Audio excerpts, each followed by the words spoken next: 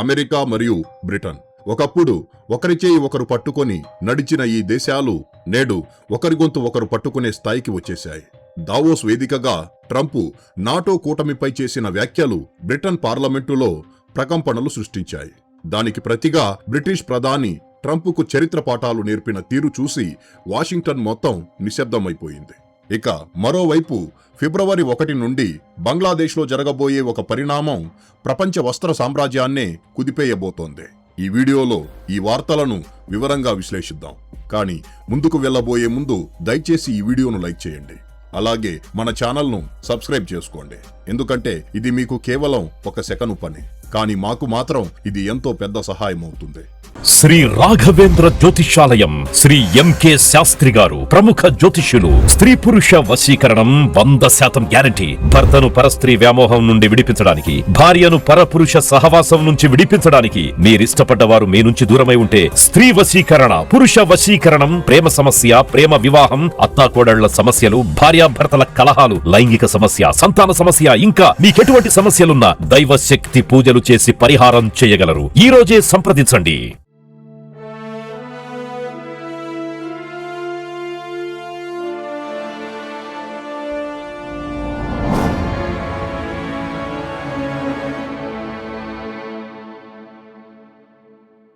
Friends, నోటి నుంచి వచ్చిన మాట, తుపాకీ నుంచి వచ్చిన తూట రెండూ వెనక్కి తీసుకోలేం. మిత్రులే శత్రువులుగా మారుతున్నారంటే పరిస్థితి ఎంతలా దిగజారిందో అర్థం చేసుకోవచ్చు. స్క్రీన్ పై కనిపిస్తున్న బ్రిటిష్ ప్రధాని కియర్ స్టార్మర్ యొక్క ఈ కోపంతో ఉన్న ముఖాన్ని చూడండి. ఈ ఆవేశం ఏ శత్రు దేశం మీదో కాదు, తమ అత్యంత సన్నిహిత మిత్రదేశమైన అమెరికా అధ్యక్షుడు ట్రంపుపై. ఒకప్పుడు నీడలా కలిసి నడిచిన అమెరికా, బ్రిటన్లు నేడు ముఖాముఖి తలపడుతున్నాయి.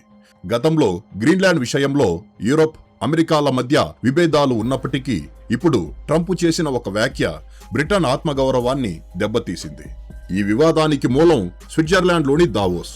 అక్కడ జరిగిన ఒక ఇంటర్వ్యూలో ట్రంప్ చేసిన వ్యాఖ్యలు లండన్లో చిచ్చురైపాయి. నాటో దేశాల సైనికుల ధైర్యాన్ని ట్రంప్ సూటిగా ప్రశ్నించారు. మేము వారిని ఎప్పుడూ ఏమీ అడగలేదు, అసలు మాకు వారి అవసరమే రాలేదు. అవసరమైనప్పుడు ఈ దేశాలు అమెరికాకు సహాయం చేస్తాయన్న నమ్మకం కూడా నాకు లేదని ట్రంప్ అన్నారు. అంతేకాదు, ఆఫ్ఘనిస్తాన్ యుద్ధంలో నాటో దేశాలు సైనికులను పంపినప్పటికీ వారు అసలైన యుద్ధక్షేత్రానికి దూరంగానే ఉన్నారని, పరోక్షంగా నాటో సైనికులు అక్కడ కేవలం పేరుకే ఉన్నారని ఎద్దేవా చేశారు. సహజంగానే ఏ దేశమైనా తమ అమరవీరుల త్యాగాలను శంకిస్తే ఆక్రోశం కట్టలు తెంచుకుంటుంది. బ్రిటన్ ప్రజల నుండి సైనికుల కుటుంబాల వరకు అందరిలోనూ తీవ్ర ఆగ్రహం వ్యక్తమవుతోంది.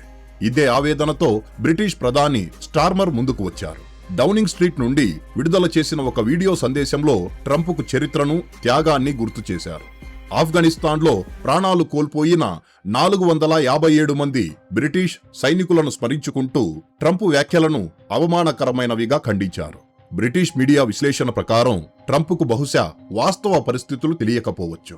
ఆఫ్ఘనిస్తాన్ మట్టిలో 457 మంది బ్రిటిష్ సైనికులు ప్రాణాలు వదిలారన్న విషయం ఆయనకు గుర్తు లేకపోవచ్చు.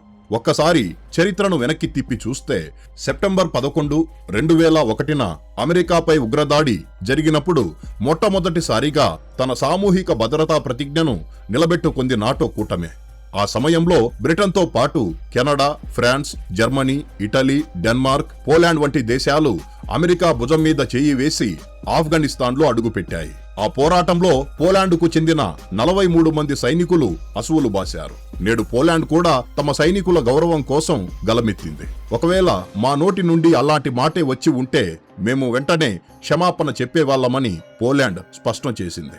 అమెరికాతో భద్రత, ఇంటెలిజెన్స్ సంబంధాలు ముఖ్యమే, కానీ దాని అర్థం మా సైనికులకు ఎదురయ్యే అవమానాన్ని భరించడం కాదు. అక్కడ మేము అమెరికన్లతో కలిసి మా ఉమ్మడి విలువల కోసం పోరాడామని పోలాండ్ అంటోంది.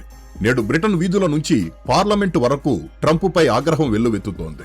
బ్రిటన్ రక్షణ మంత్రి జాన్ హీలీ ఆ సైనికులను నాయకులుగా అభివర్ణించారు. 5 సార్లు ఆఫ్ఘనిస్తాన్లో పనిచేసిన బ్రిటన్ సాయుధ దళాల మంత్రి అలిస్టర్ కార్న్స్ ట్రంప్ వ్యాఖ్యలను పూర్తిగా తప్పుబట్టారు. రాయల్ బ్రిటిష్ లీజియన్ కూడా మా సైనికుల త్యాగాలను ప్రశ్నించే హక్కు ఎవరికీ లేదని తేల్చి చెప్పింది. ఆశ్చర్యకరమైన విషయం ఏమిటంటే 9/11 దాడుల తరువాత చరిత్రలో తొలిసారిగా నాటో కలెక్టివ్ డిఫెన్స్ నిబంధనను ఉపయోగించింది అమెరికా కోసమే అన్న విషయం ట్రంప్కు తెలియదా? గణాంకాలు చూస్తే 2001 నుండి 2021 వరకు సుమారు 1.5 లక్షల మంది బ్రిటిష్ సైనికులు ఆఫ్ఘనిస్తాన్లో సేవలందించారు. అమెరికా తరువాత అత్యధిక సైనికులను పంపిన రెండో దేశం బ్రిటనే. కానీ నేడు ఆ త్యాగాన్ని తక్కువ చేసి చూపడం బాధాకరం. ట్రంప్ వ్యాఖ్యలు అమెరికా మరియు నాటో సంబంధాలలో ఉన్న బీటలను మరింత పెద్దవి చేశాయి. విమర్శకులు ట్రంప్ను పాత మిత్రుల మనోభావాలను పట్టించుకోకుండా ఇష్టారాజ్యంగా వ్యవహరించే తుగ్లక్తో పోలుస్తున్నారు. ఇప్పుడు అసలైన ప్రశ్న, ఈ విభేదాలు నాటో విచ్ఛిన్నానికి దారితీస్తాయా? అమెరికా వైఖరిపై నాటో దేశాలు కఠిన నిర్ణయం తీసుకుంటాయా? ఇక రెండవ వార్త గురించి మాట్లాడుకుందాం. బంగ్లాదేశ్ ప్రభుత్వం ముందు నుయ్యి వెనుక గొయ్యి అన్న స్థితిలో ఇరుక్కుపోయింది. ఎటు వెళ్లినా ప్రమాదమే. ఒకవైపు 10 లక్షల ఉద్యోగాలు పోయే ప్రమాదం, మరోవైపు 40 లక్షల ఉద్యోగాలతో పాటు దేశ జీడీపీలో 15% ఆవిరయ్యే ముప్పు. నోబెల్ బహుమతి గ్రహీత మహమ్మద్ యూనస్ బంగ్లాదేశ్ పడవను ఒడ్డుకు చేర్చుతారని అందరూ ఆశించారు. కానీ ఆయన వ్యూహాలు, విధానాలు ఎంతలా బిడిసి కొట్టాయంటే ఇప్పుడు వస్తున్న వార్తలు ఆ దేశానికి అతిపెద్ద ప్రమాద గంటికలు మోగిస్తున్నాయి. ప్రపంచానికి వస్త్రాల కర్మాగారంగా పేరున్న బంగ్లాదేశ్లో 100% టెక్స్టైల్ మిల్లులు, అవును మీరు విన్నది నిజమే, 100కు 100% స్పిన్నింగ్ మిల్లులు మూతపడబోతున్నాయి. ఈ వార్త కేవలం బంగ్లాదేశ్ మీడియాలోనే కాదు, అంతర్జాతీయ మీడియాలోనూ దావానలంలా వ్యాపిస్తోంది. బంగ్లాదేశ్ వస్త్రమిల్లు యజమానులు చేతులెత్తేశారు. ఇది మా హెచ్చరిక కాదు, మా నిస్సహాయత అని ప్రభుత్వానికి స్పష్టం చేశారు. ఫిబ్రవరి 1 నుండి బంగ్లాదేశ్లోని అన్ని టెక్స్టైల్ మిల్లులు నిరవధికంగా షట్డౌన్ కాబోతున్నాయి. ఒక దేశపు అతిపెద్ద పరిశ్రమకు కనీసం కరెంటు బిల్లులు కట్టే స్తోమత కూడా లేకుండా పోయిందంటే పరిస్థితి ఎంత దారుణంగా ఉందో అర్థం చేసుకోవచ్చు. అసలు ఈ విధ్వంసం వెనుక భారత్ పాత్ర ఏంటి? నిజంగానే ఇదంతా భారత్ వల్లే జరుగుతోందా? ఈ కథ వెనుక ఉన్న అసలు కారణాన్ని, మహమ్మద్ యూనస్ చేసిన ఆ గొప్ప తప్పుని విశ్లేషిద్దాం. కథ ఒక ప్రకటనతో మొదలైంది. ఫిబ్రవరి 1, 2026 నుండి మిల్లులకు తాళాలు వేస్తామని బంగ్లాదేశ్ టెక్స్టైల్ మిల్స్ అసోసియేషన్ ప్రకటించింది. మీరు సుంకం లేని నూలు దిగుమతులను ఆపకపోతే మేము పని చేయలేమని వారు తేల్చి చెప్పారు. పరిస్థితి తీవ్రతను వారి మాటల్లోనే చూడవచ్చు. పరిశ్రమ ఆర్థికంగా చనిపోయింది. మా పెట్టుబడి ఆవిరైపోయింది. ఫ్యాక్టరీలు అమ్మినా అప్పులు తీరవు. జీతాలు ఇవ్వడానికి, బ్యాంక్ ఈఎంఐలు కట్టడానికి చిల్లి గవ్వ లేదని వాపోతున్నారు. దీనికి పూర్తి బాధ్యత ప్రభుత్వం తీసుకున్న నిర్ణయాలేనని వారు ఆరోపిస్తున్నారు. వస్త్రాల తయారీలో అగ్రగామిగా ఉన్న బంగ్లాదేశ్ ఈ స్థితికి ఎలా చేరింది? దీనికి 2 ప్రధాన కారణాలున్నాయి. ఆ 2 భారతదేశంతో ముడిపడి ఉన్నాయి. సుమారు 8-9 మాసాల క్రితం మహమ్మద్ యూనస్ నేతృత్వంలోని తాత్కాలిక ప్రభుత్వం ఒక నిర్ణయం తీసుకుంది. భారత్ నుండి వచ్చే దారం దిగుమతులను అడ్డుకోవాలని భావించి భూమార్గం ద్వారా వచ్చే సరుకుపై ఆంక్షలు విధించారు. కానీ సముద్ర మార్గాన్ని మాత్రం తెరిచే ఉంచారు. ఇక్కడే భారతీయ ఎగుమతిదారులు తెలివిగా ఆలోచించారు. రోడ్డు మార్గం నిలిచిపోగానే సరుకు మొత్తాన్ని సముద్ర మార్గం ద్వారా బంగ్లాదేశ్కు పంపడం మొదలుపెట్టారు. ఫలితంగా గత కొన్ని మాసాల్లో భారత్ నుండి బంగ్లాదేశ్కు వెళ్లే నూలు ఎగుమతులు ఏకంగా 137% పెరిగాయి. కేవలం ఏడాదిలో భారత్ $1.5 బిలియన్ దారాన్ని బంగ్లాదేశ్కు అమ్మేసింది. ఇక్కడ గమనించాల్సిన విషయం ఏంటంటే భారతీయ దారం నాణ్యతలో మెరుగ్గా ఉండటమే కాదు, బంగ్లాదేశ్ లోకల్ దారం కంటే చౌకగా కూడా ఉంటుంది. దీంతో బంగ్లాదేశ్ గార్మెంట్ కంపెనీలు తమ దేశీ దారాన్ని వదిలేసి భారత్ నుండి వచ్చే చౌకైన నాణ్యమైన దారాన్ని కొనడం మొదలుపెట్టాయి. రెండవ కారణం అక్కడి ప్రభుత్వ విచిత్రమైన పాలసీ. నిబంధనల ప్రకారం రెడీమేడ్ గార్మెంట్స్ ఎగుమతిదారులు వస్త్రాలను తయారు చేసి తిరిగి విదేశాలకు ఎగుమతి చేసేటట్టయితే వారు పన్ను లేకుండా ముడి సరుకును దిగుమతి చేసుకోవచ్చు. బంగ్లాదేశ్ ఎగుమతిదారులు దీన్నే ఆయుధంగా మలుచుకున్నారు. స్థానిక మిల్లుల నుండి కొనడం మానేసి భారత్ నుండి వచ్చే డ్యూటీ ఫ్రీ దారాన్ని వాడటం మొదలుపెట్టారు. దీని పర్యవసానంగా బంగ్లాదేశ్ లోకల్ స్పిన్నింగ్ మిల్లుల గోడౌన్లలో సుమారు 12,000 కోట్ల టకా విలువైన సరుకు పేరుకుపోయింది. కొనేవారు లేక మగ్గిపోతోంది. మిల్లు యజమానులు ప్రభుత్వానికి 72 గంటల గడువు ఇచ్చినా స్పందన లేకపోవడంతో ఫిబ్రవరి 1 నుండి పూర్తి షట్డౌన్ ప్రకటించారు. ఇప్పుడు బంగ్లాదేశ్ ప్రభుత్వం ఒక పెద్ద ధర్మ సంకటంలో పడింది. ఒకవైపు చూస్తే టెక్స్టైల్ మిల్లు యజమానులు భారత్ నుండి దిగుమతులు ఆపకపోతే మేము నాశనమైపోతాం, 10 లక్షల మంది రోడ్డున పడతారంటున్నారు.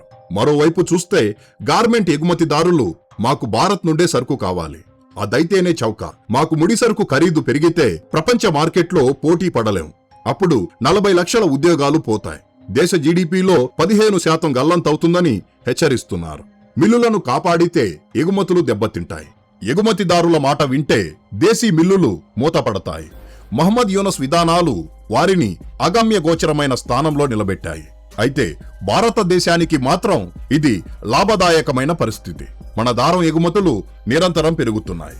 2023-24లో $1.36 బిలియన్ ఉన్న ఎగుమతులు ఈ ఏడాది $1.75 బిలియన్ చేరాయి.